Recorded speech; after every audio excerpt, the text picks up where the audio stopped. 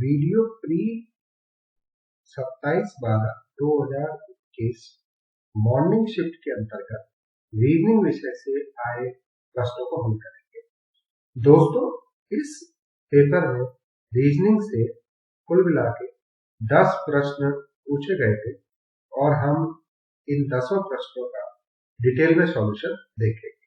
चलिए स्टार्ट करते हैं। पहला प्रश्न आपके पास डिक्शनरी ऑर्डर से। चलिए पढ़ते हैं। क्वेश्चन आपके पास लिखा हुआ है, निम्न शब्दों को डिक्शनरी में पाए जाने के क्रम में व्यवस्थित कीजिए। अब अंतिम शब्द में बाईं ओर से चौथा अक्षर क्या होगा। ठीक है, तो हमें बहुत ही सिंपल इंस्ट्रक्शन मिला है कि आपको जितने भी ये शब्द हैं कुल मिला के आप देख रहे हैं 5 शब्द हैं, इन पांचों को डिक्शनरी ऑर्डर में बताना है। तो आप क्या देख रहे हैं, ये सारे अक्षर IN से प्रारंभ हो रहे हैं। IN इसी प्रकार यहाँ पे भी IN है, ये आपके पास IN और IN। ठीक, डिक्शनरी की मैं एक्सपेक्ट कर रहा हूँ कि बेसिक नॉलेज आप सभी को है। तो ये जो जितने भी वर्ड्स हैं ये आपको डिक्शनरी में लेटर I और फिर लेटर I में भी जो IN है वहां पे मिलेंगे, तो इसका मतलब IN पे मिलने वाले हैं। तो ये सारे लेटर्स आपके पास लेटर I में मिलेंगे और उसके बाद I के बाद मान लीजिए सपोज दैट कहीं A लिखा हुआ था तो आपको IA लेटर मिलना है, फिर उसके बाद इसी प्रकार से IB मिलना है। इसी प्रकार से आप स्लोली एंड स्टडी मूव करेंगे तो I के साथ N। ठीक है, तो इसका मतलब क्या हुआ कि ये पांचों आपके पास जो लेटर्स हैं ये IN यहाँ तक तो समानता रखते हैं। ठीक है, तो अभी तक तो क्रम डिसाइड करना पॉसिबल नहीं है। अब आप क्या करें, अगला अक्षर पढ़िए। तो अगर आप इंटीमेशन का अगला अक्षर पढ़ते हैं तो देखो इंटीमेशन में आपके पास T आ रहा है, इंफॉर्मेशन में F आ रहा है, इंटरेस्ट में T आ रहा है, इंट्रोगेशन में T आ रहा है और इंस्टिगेशन में आपके पास S आ रहा है। इसका मतलब क्या हुआ कि INT INF उसके पश्चात पुनः INT उसके पश्चात INT और यहाँ पे INS।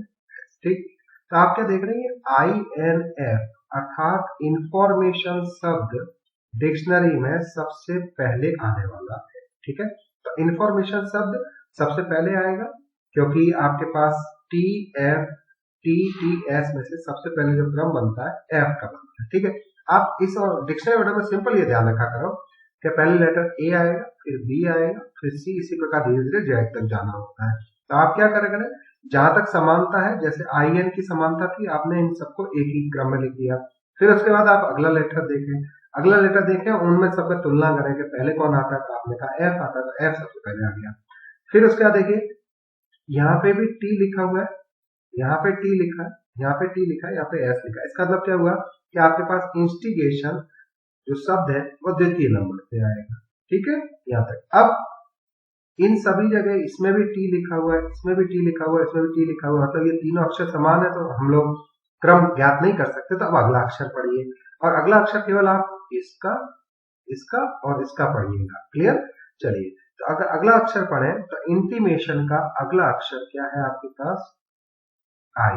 ठीक है, फिर उसके बाद इंटरेस्ट का अगला अक्षर पढ़िए तो क्या आ रहा है, E, और इंट्रोगेशन का अगला अक्षर पढ़ेंगे तो क्या आएगा, E। अब देखिए आप क्या देख रहे हैं कि यहाँ पे भी E लिखा हुआ है, यहाँ पे भी E लिखा हुआ है और यहाँ पे क्या लिखा I।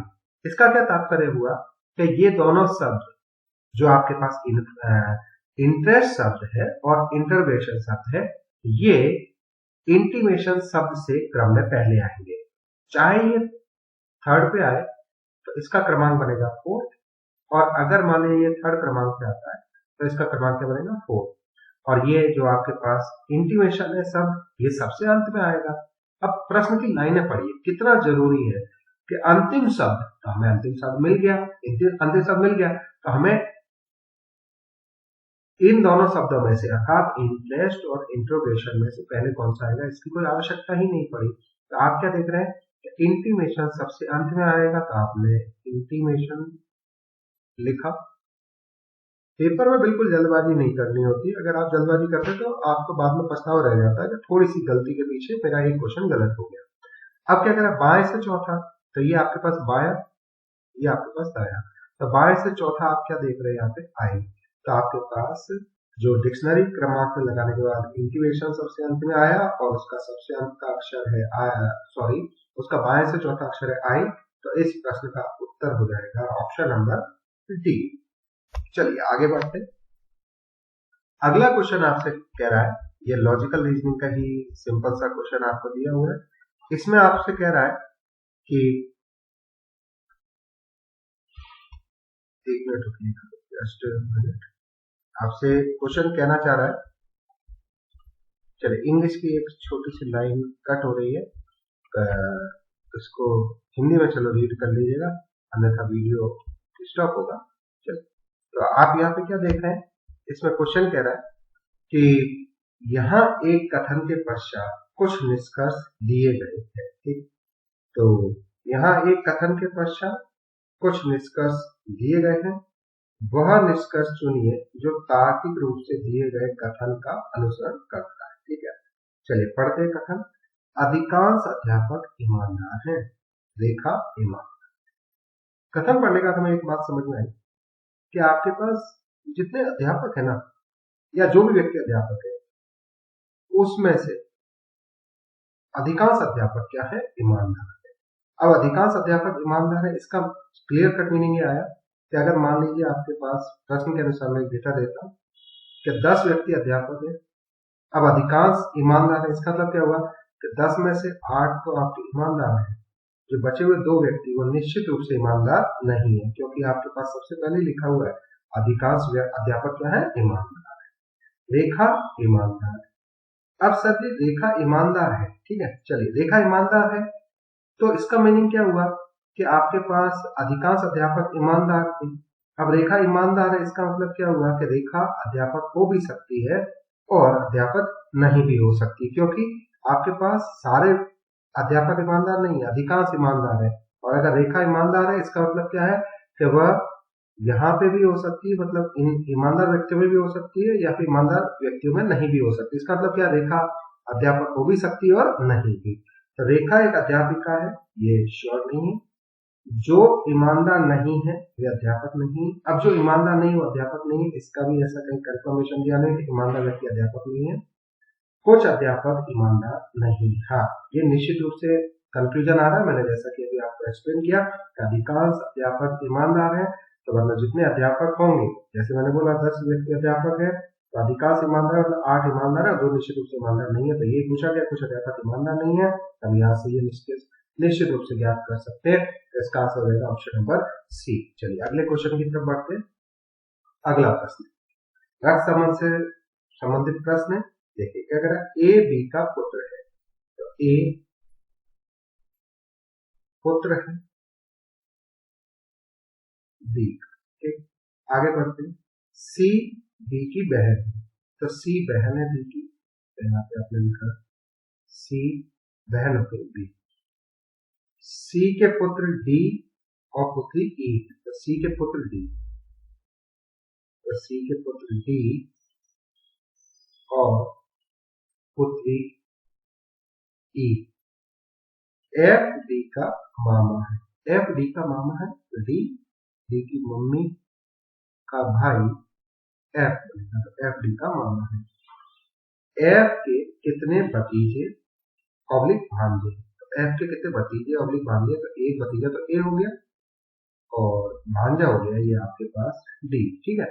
ए बेसिकली भतीजा भी हो सकता है, भांजा भी। अगर ये प्लस हुआ बी तो आपके पास एफ और बी भाई भाई हो जाएंगे, तो उस स्थिति में ये भतीजा होगा, और अगर बी माइनस हो गया तो भांजा होगा। तो हमें ए के बारे में श्योर नहीं, भतीजा भांजा क्या लगेगा ये एफ का, परंतु इसने प्रश्न क्या पूछा, कितने भतीजे भांजे हैं। टोटल आपके पास 2 भतीजे भांजे की गिनती होगी, तो आंसर हो जाएगा ऑप्शन नंबर बी। चलिए अगले प्रश्न पे पढ़ते हैं। अगला क्वेश्चन भी आपके पास रक्त संबंध से ही संबंधित है। क्या कहना चाह रहा है, निम्नलिखित जानकारी को ध्यानपूर्वक पढ़कर नीचे दिए गए प्रश्न का उत्तर दिए। ठीक, पहला ये कुछ कोडिंग प्रारूप पे आपको अर्थ दिए गए हैं, उनके अर्थ पढ़ने होते हैं पेपर में। अब क्या पूछा गया है, टी आर का भतीजा, हमें ज्ञात करना है कहाँ से टी आर का भतीजा रहेगा।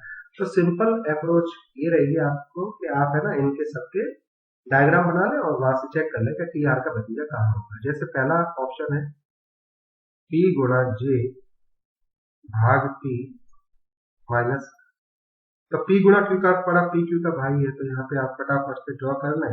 P भाई होगा J का, J भाग P भाग Q का अर्थ है P Q के पिताजी है, तो J पिताजी हो जाएंगे T के, और उसके पश्चात T माइनस R। अब T माइनस R देखो, P माइनस Q क्या कह रहा है, Q P की बहन है, तो इसका अर्थ क्या हुआ, R बहन हो जाएगी किसकी, T की, अर्थात पहला ऑप्शन का आपका आंसर नहीं। ठीक, अब देखो अगर आप थोड़ा एडवांस लेवल रखते हैं तो इसको डायरेक्टली भी कट किया जा सकता है। कैसे, क्वेश्चन क्या कह रहा है कि निम्न में से किसका अर्थ है कि टी आर का भतीजा है, तो टी आर का भतीजा इसका मतलब क्या हुआ कि टी भतीजा है, तो यहाँ पे निश्चित रूप से टी के पिताजी आएंगे, और उसके बाद यहाँ पे कौन आएगा, आर। ठीक है, तभी तो टी आर का भतीजा होगा, तो टी आर का भतीजा, इसका मतलब क्या हुआ कि टी है ना, इसका जेंडर प्लस आना चाहिए, और टी और आर में एक पीढ़ी का अंतर होना चाहिए। तो आप यहाँ पे फर्स्ट ऑप्शन में जस्ट टी और आर के ऊपर ही डायरेक्टली फोकस करो, तो टी और आर के ऊपर अगर आप फोकस करेंगे तो टी माइनस आर, तो आप यहाँ से केवल पी माइनस क्यू का अर्थ पढ़ो, तो क्यू पी की बहन है, तो इसका मतलब क्या होगा, आर बहन हो जाएगी, और आर किसकी बहन होगी, टी की। इसका मतलब क्या होगा, अगर आर टी की बहन है तो आर और टी तो एक ही पीढ़ी पे हो गए कि नहीं हो गए, हमें आर और टी में एक पीढ़ी का अंतर चाहिए था, इसका मतलब पहला ऑप्शन का आंसर नहीं। ठीक है, चलिए इसी प्रकार अगला ऑप्शन देखिए। अब अगला ऑप्शन देखें तो आर माइनस एम, तो P माइनस क्यू का अर्थ पड़ा क्यू पी की बहन है। ठीक, R माइनस एम का मतलब M बहन हो जाएगी, और M किसकी बहन होगी, R की। उसके पश्चात आपके पास लिखा हुआ है M प्लस T। ठीक है, तो P प्लस Q का अर्थ पड़ेगा Q P की माता जी है, तो M प्लस T का मतलब क्या हो जाएगा, T माता जी हो जाएंगे किसकी, M की। तो यहां से ही आप डायरेक्टली देख लो, R पीढ़ी में नीचे हो गया T से, तो ये भी आंसर नहीं हो सकता, हमें तो T पीढ़ी में नीचे चाहिए R से। ठीक है, तीसरा ऑप्शन पढ़िए, R गुणा J भाग T गुणा K, तो देखो P गुणा Q का अर्थ क्या है, P Q का भाई है, तो R भाई हो जाएगा, और किसका भाई होगा, J का। उसके पश्चात पढ़िए J भाग T, तो P भाग Q का अर्थ है P Q के पिताजी है, तो P Q के पिताजी है, तो J पिताजी हो जाएंगे टी के। आगे आप सॉल्व मत करें, देख लीजिए आर यहाँ पे टी आ गया। ठीक है, दोनों एक पीढ़ी के अंतर पे आ गए, फिर भी टी का जेंडर कंफर्म करना चाहते हैं तो देख लो, टी गुणा के, तो पी गुणा क्यू का अर्थ पढ़िए, पी क्यू का भाई है, तो यहाँ पे टी भाई हो जाएगा के का। आप यहाँ से क्लियरली देखिए, जो हमें रिक्वायरमेंट चाहिए था आर का भतीजा टी होना चाहिए था, तो आर का भतीजा देखो कौन आ गया, टी। तो इस क्वेश्चन का आंसर हो गया ऑप्शन नंबर सी। ठीक है।